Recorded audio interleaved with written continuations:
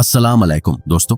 1986 में 1.5 million balloon downtown Cleveland में release किए गए थे।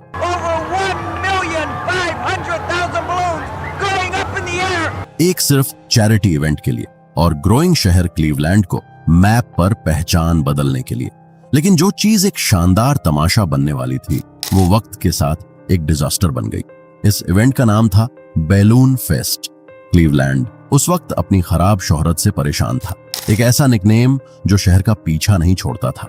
लीडर्स चाहते थे दुनिया को दिखाना कि ये शहर मिस्टेक नहीं बल्कि मुस्तकबिल का सितारा है। कहानी की जड़ एक दूसरी जगह थी। एक साल पहले डिज्नीलैंड ने सबसे बड़ा एक साथ बैलून लॉन्च करने का गिनीज रिकॉर्ड अपने नाम कर लिया था। 451,000 cubic feet of helium to inflate the balloons, and all 1 million balloons could lift 190 people. Cleveland के लीडर्स ने सोचा अगर हम डिज्नीलैंड को पीछे छोड़ दें तो शहर की पूरी तस्वीर बदल जाएगी।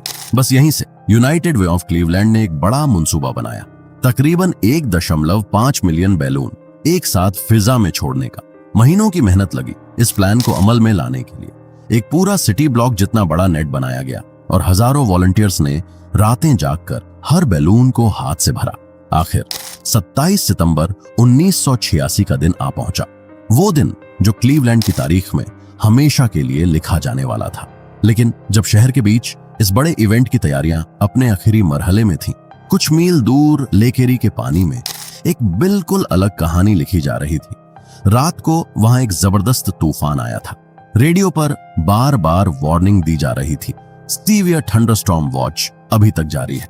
इसी तूफान से थोड़ी देर पहले 2 आदमी कश्ती लेकर मछली पकड़ने निकल गए थे। सुबह हुई तो बैलून फेस्ट का दिन था, लेकिन घर वालों के लिए यह सुबह अलग तरह की थी। उन 2 मछेरों का कोई पता नहीं था। कश्ती खाली पानी में बहती मिली और अंदाजा लगाया गया कि शायद तूफान की वजह से दोनों लेक में गिर गए। कोस्ट गार्ड ने फौरन तलाश शुरू कर दी। दूसरी तरफ पब्लिक स्क्वायर में 1 लाख से ज्यादा लोग जमा हो चुके थे, बैलून देखने के लिए बेताब। सब खुश थे कि रात का तूफान वक्त पर थम गया, इवेंट के लिए रास्ता साफ हो गया। मगर दिन जैसे जैसे ढलता गया आसमान ने फिर रुख बदल लिया। एक नया तूफान करीब आ रहा था। बैलून पहले ही तैयार थे, उन्हें वापस रोकना मुमकिन नहीं था। ऑर्गेनाइजर्स के पास एक ही रास्ता बचा, शेड्यूल से पहले ही सब कुछ छोड़ दें। और फिर वो लम्हा आया। 3, 2, 1, take away, lift off. Amazing. And the fan is up. There they go, John.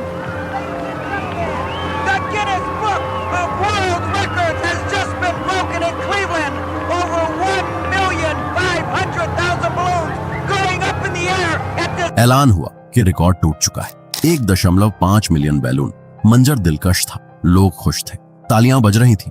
Cleveland के लिए यह फक्र का लम्हा था, लेकिन यह खुशी ज्यादा देर तक कायम न रह सकी।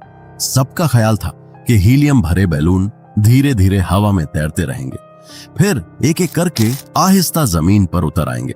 लेकिन कुदरत ने कुछ और ही सोचा था। रिपोर्टर की आवाज गूंजी, हवा अचानक पलट गई है, बैलून अब तेजी से वापस इस तरफ आ रहे हैं। बिल्कुल खूबसूरत मंजर है, ब्लू बैलून वापस लौट रहे हैं। ठंडी हवा और बरसाती बादल ने उन अभी तक फूली हुई बैलून को, जो दसों हजारों की तादाद में थीं, सीधा जमीन की तरफ ढकेल दिया। और फिर वही हुआ जो किसी ने सोचा नहीं था, मुकम्मल अफरा तफरी। न्यूज एंकर ने अगले दिन ऐलान किया, 1.5 मिलियन बैलून ने कल क्लीवलैंड में बड़ा हंगामा मचा दिया। तेज हवा बैलून को उड़ाते हुए बर्क लेक फ्रंट एयरपोर्ट तक ले गई और कुछ ही मिनटों में रनवे बैलून से इतने भर गए कि तमाम फ्लाइट्स रोक देनी पड़ी।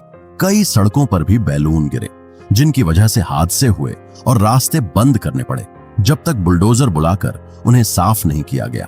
और इसी हंगामे के बीच कोस्ट गार्ड अभी भी उन 2 लापता मछेरों को ढूंढ रहा था कि जिस बैलून लॉन्च ने क्लीवलैंड को सोरे फेरिस्त में ला खड़ा किया था।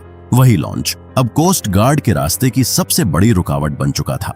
रिपोर्टर ने कहा, आज क्लीवलैंड में वो बड़ा बैलून लॉन्च उन चीजों में से एक है जो इस तलाश को इतना मुश्किल बना रहा है। लेक एरी का पानी बैलून से ढक चुका था। जितने बैलून लॉन्च किए गए थे उनका 60% यहीं आ गिरा, जबकि प्लानर्स ने अंदाजा सिर्फ 10% का लगाया था।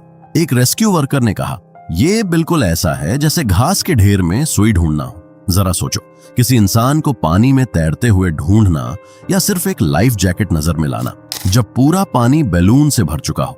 29 सितंबर को बैलून लॉन्च होने के पूरे 2 दिन बाद कोस्ट गार्ड को आखिर ये फैसला लेना पड़ा कि अब तलाश रोकनी होगी। थोड़ी देर बाद ही वो खबर आ गई जिसका सबको डर था। दोनों मछेरों की लाशें साहिल पर मिल गईं। बैलून फेस्ट, जो कभी शहर के फक्र का लम्हा था, 1988 के Guinness book of world records में शामिल हुआ। लेकिन ये पहला और आखिरी जिक्र था। इस वाकये के थोड़ी ही अरसे बाद गिनीज ने बैलून लॉन्चिंग की कैटेगरी ही हमेशा के लिए खत्म कर दी। उस शानदार तमाशे की यादगार के तौर पर नहीं, बल्कि एक सबक के तौर पर कि कुछ चीजें सिर्फ देखने में खूबसूरत लगती हैं